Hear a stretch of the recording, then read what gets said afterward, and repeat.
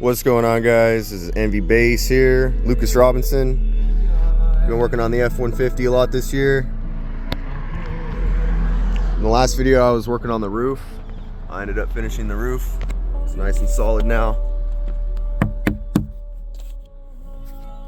And since then we've done 2 8s per door and 2 mini bullet tweeters per door, 2 ohms per channel on a 4-channel. This is the amp setup. It ain't nothing special. It works. Right now we're resting at 15.3 with the truck off. It's got a 240 amp Autotech alternator competition series with the smaller pulley on it and the shorter belt. For the bass, we've got 2 12's back here. These are the Resilient Sounds Gold V1 12's. These are the dual 2 ohm voice coils, so I'm wired to half ohm on my JP23 V2. Got the carbon dust caps on there. These are for the V2 subs, which I kind of made them work here for the V1s. It ain't nothing special. It works good though. This is my custom 8-inch fully adjustable internally and externally flared air port here that I designed in Fusion, and I've 3D printed it out. And if you guys are interested, I have the file at my Etsy shop. I will be making different sizes, all sorts of different lengths and adjustments and everything you could need. So, yep. The box is bolted to the back wall back here. The back wall is fully filled with foam. These pillars are fully filled with foam. The roof is done with wood. Got Dynamat on the doors and some spray foam inside the doors as well. They kind of do all right, but they do really flex too much still. Plugged up the dome light here. That was actually a pretty nice upgrade because that was pretty fucking annoying for years. But yeah, I mean, I'm pretty freaking happy with this thing. Clamping on music over 3,000 watts, and on a test tone I'm clamping almost 4K if I clip it. Yeah, I mean, this freaking, ever since I moved the enclosure to the back wall, it used to be kind of right here with the back seats and everything. Oh, it's way better. It's so much freaking better than it used to be. It's like night and day difference. I should have done like this from the beginning, but yeah. The box is 2.3 cubic feet per sub. It's internally braced. It's double baffle, double layer all the way around. It's tuned to 32 hertz right now. I have extensions. I could go all the way to the roof. I could go all the way to the bottom of the enclosure. So it's fully adjustable. I could even go with different, sizes. I could shrink the actual size of it for less port area and a lower tuning, but that's not really what I'm looking for. I like the 32 hertz tuning because it gives me better cone control than the lower tunings. The lower tunings, I just get way too much cone movement at 40 hertz. I already overskirt the subs at 40 hertz, but I guess it's something that I just need to keep an eye on, because if I turn it up too loud and if I clip a little bit, I will clap this sub. This one of the subs will clap depending on the frequency. It'll basically bottom out.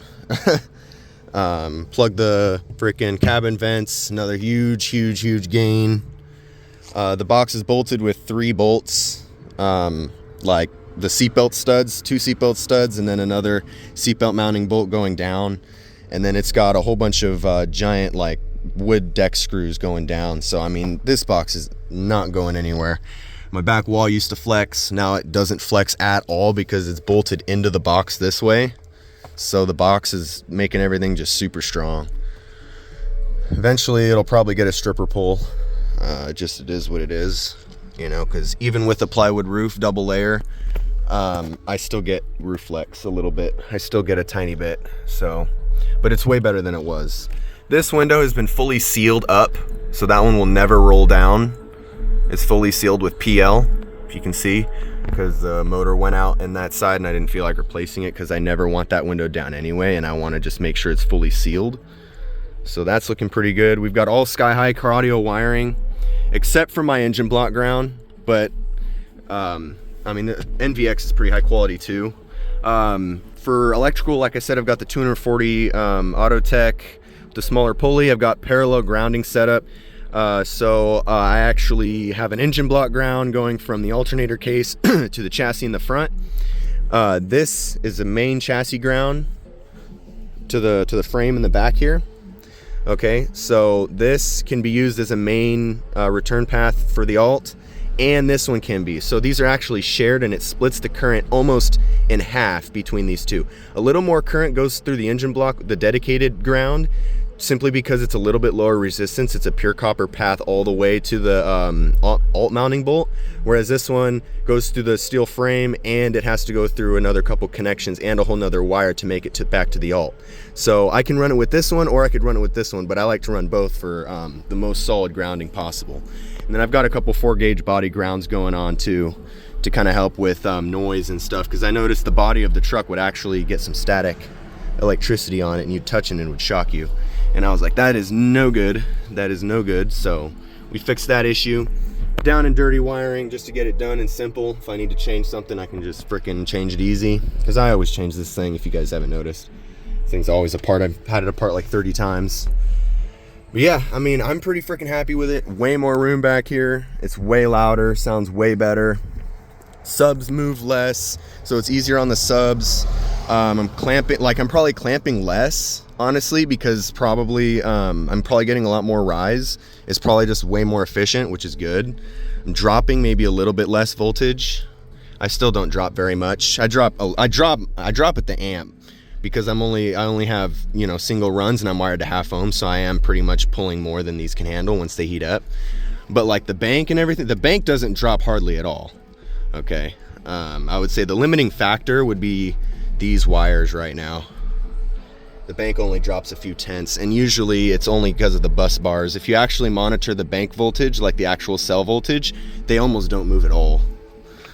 So I think the limiting factor would be 240 alt, the bus bars, and then these wires. Eventually I could take apart that bank and maybe do a custom bank, but you know, it works for now. But yeah, give you guys a little demo, a little high frequency demo, and then a little low frequency demo. You know, it ain't nothing special. I know the truck ain't too pretty right now.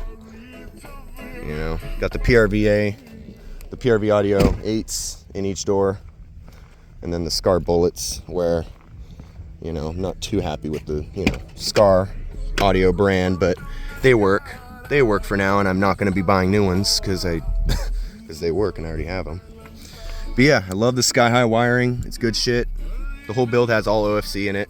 I didn't want to waste time on copper. So yeah, let's give you guys a demo.